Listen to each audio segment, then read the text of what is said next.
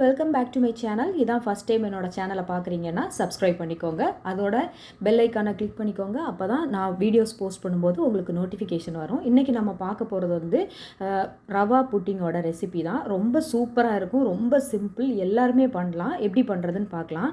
அதுக்காக நான் ஒரு பேனில் வந்து 1/2 கப் ஒயிட் சுகர் எடுத்திருக்கேன். இதை நம்ம வந்து கேரமல் பண்ண போகிறோம், சுகர் கேரமல் பண்ண போகிறோம். அதுக்காக ஒரு 1/4 கப் தண்ணி ஆட் பண்ணிக்கிறேன். டீட்டெயில்ஸ் எல்லாமே நான் கீழே டிஸ்கிரிப்ஷனில் கொடுக்குறேன், செக் பண்ணிக்கோங்க. இப்போ வந்து இந்த சுகர் வந்து நல்லா மெல்ட் ஆகி ஹனியோட வார அளவுக்கு நம்ம இதை வந்து கேரமலைஸ் பண்ண போகிறோம். ஸோ கொஞ்சம் டைம் ஆகும், கொஞ்சம் பொறுமையாக பண்ணுங்கள். சிலவங்க வந்து கேரமலைஸ் பண்ணும்போது வாட்டர் வந்து ஆட் பண்ண மாட்டாங்க. அப்படி பண்ணும்போது கொஞ்சம் திக்கான மாதிரி இருக்கும்ல, அதுக்காக தான் நான் வந்து கொஞ்சமாக தண்ணி ஆட் பண்ணிக்கிறேன். நுரை நல்லா வந்துருச்சு. இது நீங்கள் பண்ணும்போது இப்படி நுரை வர தொடங்கிடுச்சுன்னா நீங்கள் சிம்மில் போட்டுருங்க. ஏன்னா ரொம்ப சில டைம் மேலே பொங்கி வந்துச்சுன்னா கையில் எல்லாம் பட்டுரும். அதே மாதிரி இது பண்ணும்போது கொஞ்சம் வைடான பாத்திரமாகவே நீங்கள் பார்த்துக்கோங்க. அப்போ தான் வந்து கொஞ்சம் சேஃபாக இருக்கும். ஸோ கொஞ்சம் கலர் மாற ஸ்டார்ட் ஆன உடனே நம்ம வந்து அடுப்பை வந்து சிம்மில் போட்டுறணும். இல்லாட்டி வந்து கரிஞ்சு போயிடும். கரிஞ்சிச்சின்னா நம்ம பண்ணுற டிஷ் வந்து கசப்பு வர தொடங்கிடும். அதனால் கொஞ்சம் பொறுமையாக இப்படி பண்ணிக்கலாம்.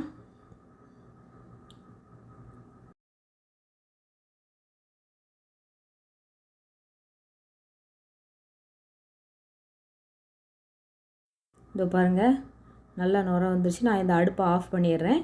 இப்போ வந்து இதை நம்ம எந்த பாத்திரத்தில் புட்டிங் பண்ண போகிறோமோ அந்த பாத்திரத்துக்கு இந்த சுகர் சிரப்பை வந்து மாற்ற போகிறோம். மாற்றி கொஞ்சம் ஆற வைக்கணும். ஸோ இது நல்லா ஆறுனதுக்கப்புறமா தான் நம்ம அடுத்தடுத்து உள்ளதெல்லாம் பண்ண போகிறோம். இதை வந்து நான் இந்த பேனில் மாற்றிக்கிறேன். மாற்றி இதை ஃபேனுக்கு கீழே நான் ஆற வைக்க போகிறேன். ஃபஸ்ட்டு பார்க்கும்போது இது ரொம்ப கட்டியானது மாதிரி இருக்கும். ஆனால் அது பரவாயில்ல, நம்ம மறுபடியும் குக் பண்ணும்போது அது கொஞ்சம் மெல்ட் ஆகிக்கிறோம். ஸோ இதை நம்ம மாற்றி இதை நல்லா ஆற வச்சிடலாம்.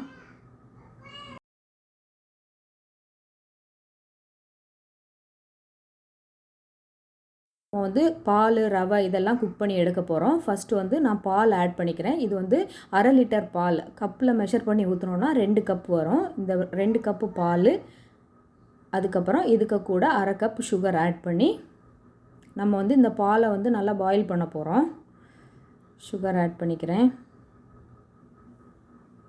ஆட் பண்ணிவிட்டு இது நல்லா கொஞ்சம் மிக்ஸ் பண்ணி விட்டுட்டு அடுப்பை ஆன் பண்ணி விட்டுடலாம். அதே மாதிரி இதில் வந்து கொஞ்சம் பட்டர் சேர்த்துக்க போகிறேன். அப்போ வந்து கொஞ்சம் ரிச்சாக இருக்கும். அதுக்காக இதை கொஞ்சம் நல்லா மிக்ஸ் பண்ணி விட்டுட்டு பட்டர் ஆட் பண்ணிக்கலாம். இப்போ இந்த பட்டர் நல்லா மெல்ட் ஆகி இந்த மில்க் வந்து நல்லா பாயில் ஆகணும். அது வரைக்கும் வெயிட் பண்ணிக்கலாம்.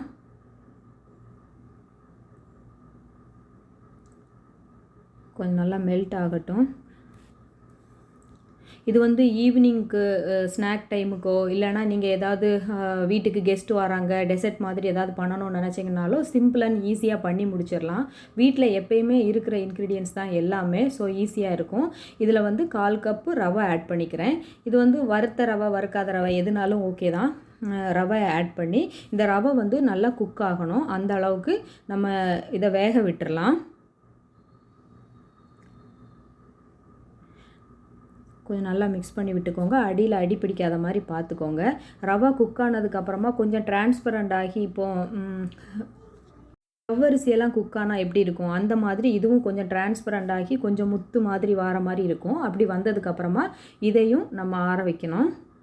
இப்போ பாருங்கள், இப்போ தான் எனக்கு ஸ்டார்ட் ஆகிருக்கு குக் ஆகிறதுக்கு. ஸோ கொஞ்சம் வெயிட் பண்ணிக்கலாம். இதை நல்லா குக் பண்ணி எடுத்துக்கலாம். கொஞ்சம் குக் ஆகிக்கிறட்டும். அவ்வளோதான்.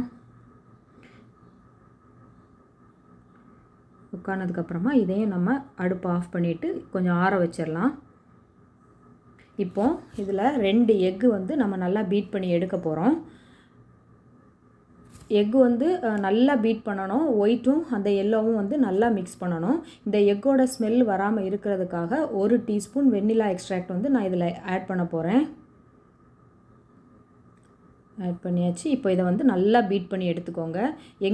முட்டை வந்து அங்கங்கேயா இருக்கிற மாதிரி இருக்கக்கூடாது. ஒயிட்டு தெரியும்ல, அந்த மாதிரி இருக்கக்கூடாது. நல்லா பீட் பண்ணி எடுத்துக்கணும்.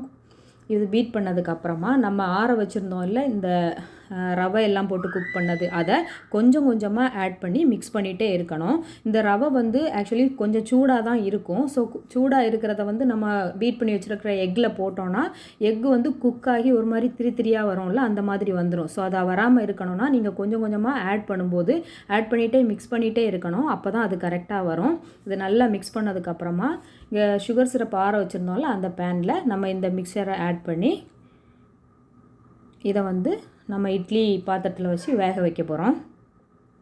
நல்லா ஆட் பண்ணியாச்சு. இதில் இருக்கிறதெல்லாம் நல்லா வலித்து போட்டுருங்க.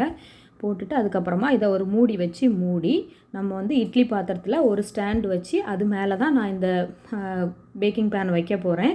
இது பேக்கிங் பேன் தான் வைக்கணும்னு கிடையாது. உங்கள்கிட்ட எந்த பாத்திரம் இருந்ததுனாலும் நீங்கள் வச்சுக்கலாம். ஆனால் கொஞ்சம் இப்படி ரவுண்டாக இருக்கிற மாதிரி பார்த்துக்கோங்க. டிஃபன் பாக்ஸ் கூட ஓகேவாக இருக்கும். ஸோ இதை வச்சு இந்த தண்ணி வந்து இந்த பாத்திரத்தில் கொஞ்சம் ஒட்டி இருக்கிற மாதிரி இருக்கணும். ஸோ அப்போ தான் கரெக்டாக இருக்கும். இப்போது நம்ம இதை வந்து ஒரு 1/2 அன் ஹவர் குக் பண்ணி பார்க்கலாம். இப்போ நான் 1/2 அன் ஹவர் குக் ஆகிடுச்சு. நம்ம இதை மூடி போடாமல் இருந்தோன்னா இந்த தண்ணி எல்லாமே வந்து அந்த புட்டிங் மேலே வந்து பட்டுரும். ஸோ அது வந்து குக் ஆகாது. அதனால தான் நம்ம மூடி வைக்கிறோம். இப்போ நம்ம வந்து நைஃப் வச்சு குத்தி பார்த்தோன்னா நமக்கு தெரியும் அது குக் ஆகிருக்கா இல்லையான்னு. இப்போ நான் இது வந்து வச்சு ஒரு 1/2 அன் ஹவர் கரெக்டாக ஆகிருக்கு. ஆனால் எனக்கு இன்னும் குக் ஆக வேண்டியது இருக்குது. பாருங்கள், இன்னும் குக் ஆக வேண்டியது இருக்குது. ஸோ இன்னும் ஒரு 10 மினிட்ஸ் குக் பண்ணிக்கலாம்.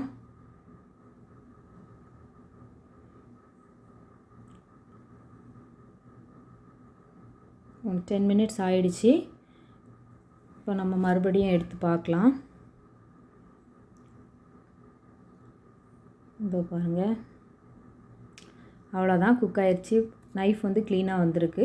இப்போது இதை நம்ம வெளியே எடுத்து ஒரு கொஞ்ச நேரம் ஆற வச்சுட்டு அதுக்கப்புறமா ஒரு பிளேட்டில் தலைக்கீழாக மாற்றி வச்சு நம்ம எடுப்போம்ல, அப்படி எடுத்தாச்சுன்னா நம்மளோட புட்டிங் வந்து ரெடி ஆயிரும். சைடில் இருக்கிறத நைஃப் வச்சு லைட்டாக வந்து கொஞ்சம் கட் பண்ணி விடுங்க. அப்போ தான் வந்து அது ஒட்டாமல் வரும். இல்லைனா நம்ம கவுத்தும் போது அது வராது. ஸோ இதை நல்லா இப்படி எடுத்து விட்டுட்டு இது மேலே பிளேட்டை வச்சு கமத்தி இதை அப்படியே உல்ட்டா பண்ணி எடுத்துட வேண்டியதான்.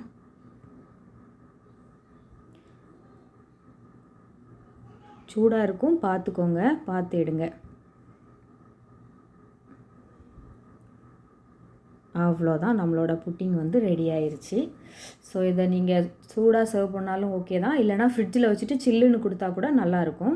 ஸோ கண்டிப்பாக ட்ரை பண்ணி பாருங்கள். கேக்கெல்லாம் உங்களுக்கு பேக் பண்ண பிடிக்கும் அப்படின்னா நீங்கள் ஃபஸ்ட்டாக ஸ்டார்ட் பண்ணணும்னு நினைப்பீங்கல்ல, அந்த டைம் இந்த மாதிரி சின்ன சின்ன விஷயங்கள்லேருந்து நம்ம ஸ்டார்ட் பண்ணோன்னா நமக்கு இதில் வந்து கண்டிப்பாக ஃபெயிலியர் வராது. அதனால் நமக்கு கொஞ்சம் என்கரேஜ்மெண்ட்டாக இருக்கும். அவ்வளோதான், சும்மா டெக்கரேஷனுக்காக